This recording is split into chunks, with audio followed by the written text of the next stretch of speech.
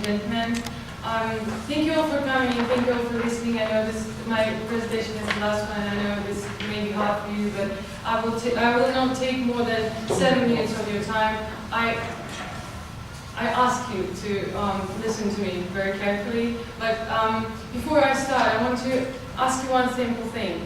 My presentation is about startup. So can anybody here raise your hand if you have done the presentation on the same topic? And including me and Dennis, this is a lot of people. I think this is a lot of people. And some of you talked about startups in general. Some of you talked about some specific startups or even social entrepreneurship of the startups, I don't know. And well, I'm not going to do this. I'm not going to give you tips. What I am going to do is I'm going to entertain you. And the topic of my presentation is lessons startups can learn. Do you think this is entertaining? No. Boring, yeah? Yeah. But this isn't my topic. Because my topic is lessons startups can learn from superheroes. So what should the core values for the startup be? The first lesson superheroes can teach us is superheroes never give up. Like Batman, you have to keep pressing on to the very last breath. Challenges are overcome by wholeheartedly committing to unrelenting persistence. Despite what most people think, success takes more than just luck. Success is hard work. It's constant challenge. It's permanent attempts to make it right. Well, let me give you an example. After the creation of 51 games, and 8 years of hard work, this company was still far from success. Their 50-second game was a game slingshot puzzle, heroes of which were birds. And the game that made them famous was Angry Birds, and the company is Rovio. So this example and this specific lesson teaches us that how long sometimes it may take you to finally get it right. So the next lesson is superheroes are not flawless. So superheroes have flaws, and each member of your team will also have flaws. The goal is not perfection. The goal is the pursuit of perfection. Product-wise, even Apple has its drawbacks. Personally, I have an iPhone that lives its own life, and I bet each and every iPhone in this classroom does the same. And but this imperfection do not prevent us from buying new Apple products. Why? Because Apple do not stand on their achieved. Apple keeps improving. And this lesson teaches us the following. Accept your flaws and the world will accept you.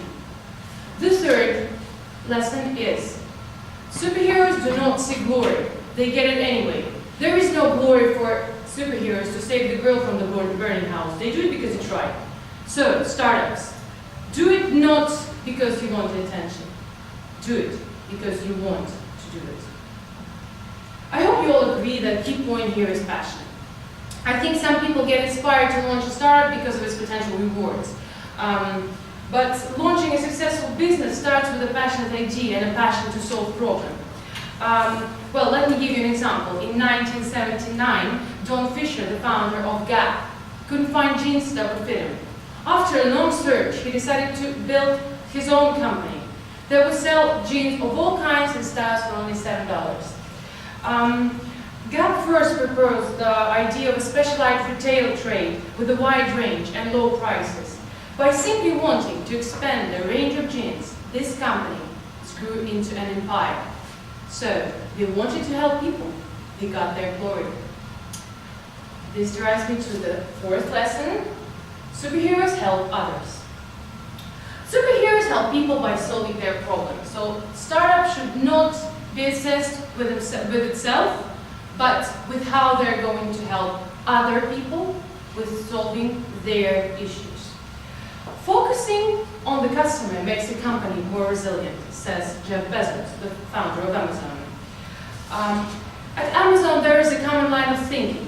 What is, start with the customer and walk backwards. Bezos has mentioned many times that Amazon is not competitor obsessed, it is customer obsessed. This is the opposite of what some companies do. They think up idea, then they build a product and see if customer likes it. At Amazon, it starts with the customer problem and then they find solution. Bezos is a firm believer that what is better for the customer ultimately turns out better for business. Then there's this lesson. Superheroes are more powerful in teams. You always have to have each other's back. Come on, it's you against the world. So, bringing together your own team of superheroes, loyalty, mutual respect, camaraderie of that team is vital. Brendan Miles, the famous American serial entrepreneur, says, you have to have help, co-founder, partner, mentor, coach, advisor, your mom, your cat, you're going to need help. If you think you're going to make it big on your own, dream on, my friend. And that drives me to my last lesson. Superheroes accomplish feats. The same effort it takes to start a lemonade stand or college club, the same raw effort it takes to change the world. Your goal is not to build a product or to get traffic. Your goal is to accomplish the most amazing feat imaginable. So the concept is interesting and well formed, but in order to earn better than a C, the idea must be physical. This was the response of a Yale University professor after reading Fred Smith's initial idea of forming a reliable overnight delivery service in a computer information age. Little did he know that this student later took this unfeasible concept and built a multi-billion empire that changed the logistic industry forever. The company is called FedEx. You all know this company. And people thought we were bananas. We were too ignorant to know what we weren't supposed to do. To be able to do certain things, I'm sorry. Ignorance became bliss. Federal Express became the first United States company to earn $10 billion in profit, and the first service company to win the Malcolm Baldrige Award, U.S. benchmark for outstanding company. Well, I hope you now see that each of the greatest companies accomplished their heroic feats. Be ready to accomplish the biggest one. Make the product, save the world. Thank you for your attention.